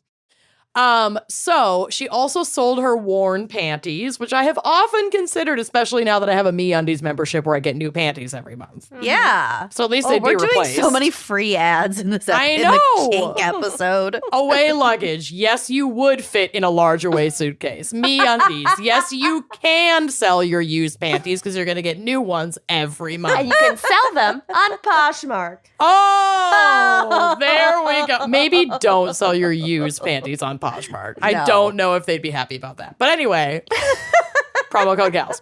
So as she explored her desires more deeply, she discovered that what she truly wanted was to be tortured to death. For realsies. For realsies. Oh. So she began to seek a sexual partner online who was willing to do this, alarming sex workers' rights activists along the way who tried to intervene, to which she brushed them off saying, quote, "I want the real thing. I did not ask for you preaching to me." It's like, okay, fair, but also you may be experiencing suicidal ideation if you want someone to literally kill you. So we just want to, like, make sure you're okay. And also, like, you're looking, as an organization, looking out for sex workers who then could be convicted of your murder. Yep. Yeah. Precisely. So it didn't go in that direction, fortunately, but it went in a different direction. So enter Bobby Glass, which is his real name and not an online alias, if you can believe it. Bobby Glass. Bobby Glass. Bobby Glass. Bobby Glass. I Bobby love worked that as name. You do. For now. Oh. Yeah, no, for now. Bobby worked as a government computer analyst in North Carolina and lived a seemingly quiet life with his wife, 2 daughters, and 1 son. He was married for 14 years until in 1996, around the time he met Sharon online, his wife noticed how much time he was spending on the computer and sleuthed his emails, discovering disturbing to her sexual exchanges under the screen names Toy Man and Slow Hand. Ish. Slow Hand. Slow Hand. I feel like that I mean, was it's One better than- fast and one slow. It's better than Tal Hot Blonde. Pale Hat Blonde and Beef Cack. Stare. I don't know, Steyr. I know, probably Stare. So as a result of this discovery, Bobby Glass's wife kicked him out of the house. And But when you got a name like that, get out of town, Bobby Glass. It's one of those names you have to say the last name. You have to. Kyle You have Green. to. Kyle. Oh, God. Hi, Kyle. You are listening. No longer under the eye of his wife, this opened up space for the relationship with Sharon to blossom. He had met Sharon in a chat room where she was seeking a man willing to, as we discussed earlier, force feed her until she reached her goal weight of 500 pounds. And while Bobby was not interested in this particular fantasy, the two discovered a mutual interest in BDSM and torture. Bobby Glass and Sharon exchanged over 900 emails detailing her desires to be tortured to death and Bobby's willingness to give her what she wanted. and, you know, at some point, that communication there's- becomes evidence and not just fantasy. Right. You gotta be Yeah. careful about that. Yeah, you do. Well, So- yeah. Yeah. Yeah. That does not to say avoid communication. No. It's avoid murder. Well, and, like, what Yeah. is the internet for if not to go into a chat room and, Right. like, innocuously play out your sexual fantasies with people who are over Oh, the age of consent? Amanda and I did it. Oh, I'll be the rhino and you be the zookeeper. So Sweep up my enormous dung. I'm tossing my phallic horn. I'm braying. Praying. We had a lot of fun. After 6 weeks of graphic and detailed communication, Bobby Glass and Sharon decided it was time to meet up. On October 13th, 1996, Sharon left her home and made her way to the train station in Baltimore, telling her husband that she was going to Georgia to visit with friends. Oh, God. She hopped on a train to Charlotte, North Carolina, and arrived there around 9 p.m. Bobby picked her up, and they drove 80 miles north to the trailer home that he was living in. And I am not against a trailer home, but if you look at the photos on the drive, this place, Bobby Glass was not doing well without his wife, is what I would assume. Shocker. Not great. Are there photos on the drive? Yeah, there's a picture on the drive. There's a trailer home, and then there's a shack. Yeah. Yeah, it doesn't look great. I like a good trailer home. They're very Me cozy. too, but this isn't a good trailer home. No. She's a I'm mess. concerned for that dog. Correct.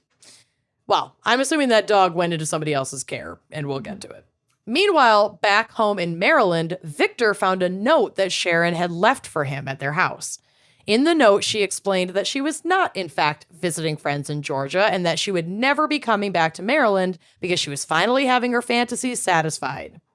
In the note, which I tried to find a transcript of, but only like one quoted line from it has been made public, so it seems. So she wrote, quote, "If my body is never retrieved, don't worry, know that I am at peace."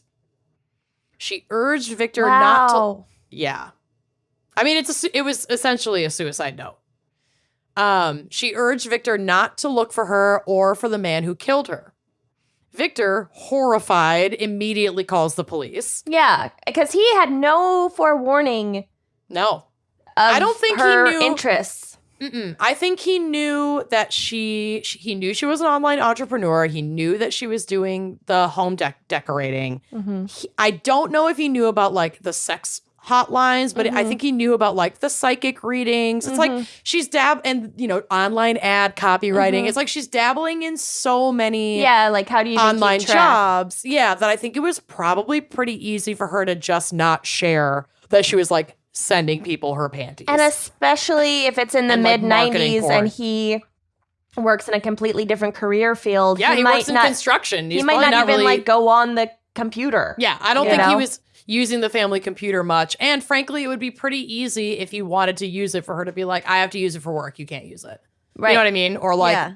don't mess with XYZ. That's a file for work. Right. Yeah. I wouldn't even question it if I were sharing a computer with my partner, to be honest. Yeah. Like, just give your porn folders boring names and I'm never going to open them. Right. Yep. So she urged Victor not to look for her or for the man who killed her. He calls the police. He gives them access to their home computer, and investigators find the 900 emails that were exchanged with Bobby Glass over the course of the last 6 weeks. Police made 6 weeks. the glass 6 weeks. Glass from the past. Police made their way to Bobby's trailer and staked it out in the hopes of seeing Sharon there alive, because they had like this. They had some stuff to go on to figure out where to look for her, but this is also still consenting adults engaging in like sexual play over the internet. So they're not, they didn't No like one's really committed a crime. not at this yet. point. So it's like, we don't have a warrant to just kind of bust in. Right. So we're just going to keep an eye on his place for a couple days and see if we see her. And they never saw her. So then I think they like took more of this information to a judge and like welfare check, yada, yada. I don't know how they did it, but they got a warrant to check out Bobby Glass's property. So, after a couple days, no sign of her, they acquire a warrant to search. On October 25th, police searched Bobby's home, Bobby Glass, and found items belonging to Sharon that she had presumably packed for her trip, including as well as, I guess not including, because she probably brought some of it down, but I imagine he also had a lot of this. Bondage equipment, a gun, drugs, and child sexual abuse material that belonged to Bobby Glass. Well, there we go. There's a crime that's been committed. Precisely. So this is a quote from the search warrant, like what was listed as found. Quote, all items indicative of physical torture, including leather straps, wire, rope, wooden frames, knives, skewers, pins, and soldering irons. I do love soldering, but not in a sexual way. I know. Bill It's has to very solder my paper satisfying. towel holder. It's happening. It's so great. I just remember it in shop class in middle school. It was the great. smell of that Smell. melting metal. Oh, take me back. Take me home, country road. So Sharon was found 75 feet from the trailer in a shallow grave. Like, they dug, there was like a mound of dirt, so it was super obvious. And this was in the Bailey Sarian video where she's talking about how they were digging for like 2 seconds and then they like hit a kneecap.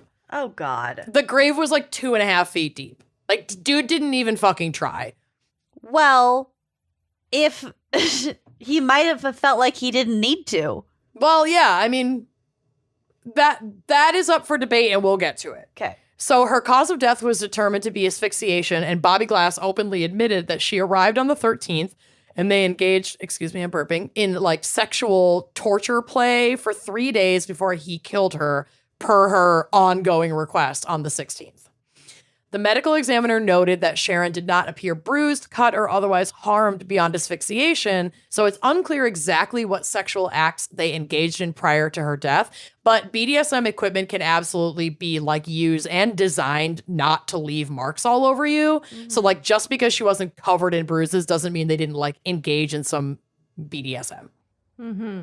So Bobby also said that he didn't mean to kill Sharon despite agreeing to do so in their extensive online communication. According to him, they were engaging in erotic asphyxiation with a nylon cord when she passed away accidentally during the act. Bobby Glass was charged with first-degree murder as well as state and federal charges for the possession of CSAM and second-degree minor exploitation. Yeah, fuck this guy. Yeah, well, 100%. Given the copious evidence contained in their email correspondence, the courts had to reassess the first-degree murder charges as Sharon had solicited and consenting to this sex act, and there wasn't solid evidence to conclude that Bobby did intentionally kill her despite openly agreeing to do so in emails, because the emails could easily just be dismissed as like fantasy play. But even if you're standing on a roof and somebody says, push me, push me, push me, I want to die, and you push them. I think that it's just more of a gray area when it's a sexual contact than it is with push me off the roof. Okay, I'll push you off a roof. You know what I mean? Right. I get it. Like, people fantasize about all kinds of shit, and it's easier to play up the fantasy online and get like really wrapped up in it. But then when you get together in person, you know, you might not actually want to murder someone, even if you just talked about it for 6 weeks online. But like, if only because then you can't do it again. Right. But or like, you know, you're just towing that kink line to fulfill each other's desires, and accidents can happen. Sure. Like, the dude is a creep with fucking CSAM, so I'm not getting on his side in any capacity. But if we remove that aspect of this case and just take into consideration the like legality of two consenting adults with a sex act that ends in death in the way that this did, voluntary manslaughter actually seems to me like a more appropriate charge. I mean, if we weren't bringing in all the other... Yeah, is that the charge that applies to people who illegally assist in suicides? I'm not sure. I haven't covered a case of illegal assisted suicide. Yeah. But voluntary manslaughter is like, I think you can get that charge for like killing someone if you drive drunk. You know, where it's like, it's your fucking fault. You didn't intend but you weren't, to kill like, that person. Plotting. Correct. But you are responsible for their death. Right. So like, that does seem like a fitting charge as opposed to first degree murder, where that has to do like the gray area here is the premeditation. Like, is the premeditation legitimately, I am preparing to murder you because you asked me to, or is it more of a gray area because it's like sexual fetish, it's kink exploration online, and I think when sex comes into it, that's where the area can get so much more gray. The part that I can't really wrap my at least head around, in a court of law. The part that I can't really wrap my head around is even considering one's own death, literal death, as like a kink or a fetish. Like, that's the part that I'm kind of stuck on, because if that is a thing and it's not simply suicidal ideations, then I don't know. Yeah, I mean, I think that was her thing for a while, and she wasn't quite sure how to identify it because she was going down the path of like the unconscious, which is like what tier 2 or whatever of necrophilia. Like, I think she had those kinks and fetishes, and like maybe didn't even know how to identify them, which again, like we kind of talked about this. I don't remember what case it was I covered, but another case that had to do with child abuse, sexual abuse. But it's like, if we do not have at least some safe spaces where people can go and say, hey, I'm having these thoughts and urges, they're freaking me the fuck out, or they don't feel quite safe. It was the guy with the brain injury. Yes, there was the brain tumor guy. Yeah. It's like those spaces. But it doesn't sound like she was freaked out. But I mean, I don't think she was. I think it was just she had been raised in a, very linear and delineated space, and she just sounded like she was just rebelling against any of that shit. Right. And plus, like, this is 1996. The internet, in like as a common utility in people's homes, was still a brand new idea. And so she like gets onto the internet originally just to make some money working from home, and finds herself in this explosive world of endless, like anything you can think of, it exists on the internet in terms of your like sexual desires, in spaces that are going to be fucking open to whatever you come in with. Whoever.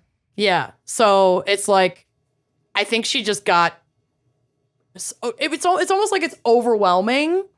And like all of these feelings start to surface, and she's exploring so much. And then I think it just kind of got out of control. It's like she was trying to fit, 35 years of sexual repression into 6 weeks with Bobby Glass.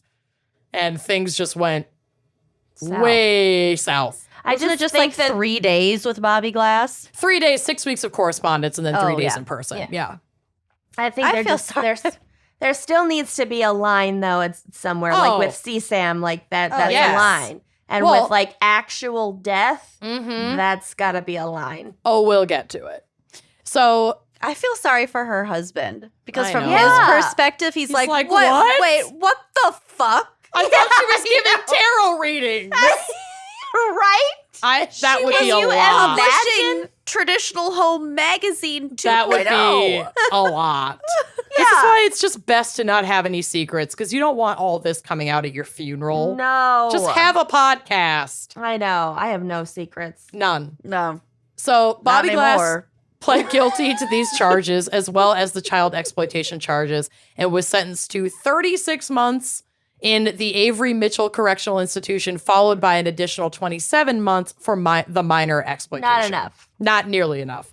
But he would die of a heart attack in prison in February of 2002 before completing his manslaughter sentence, thus never serving his sentence for minor exploitation, but obviously never going back out into the world again because he's dead.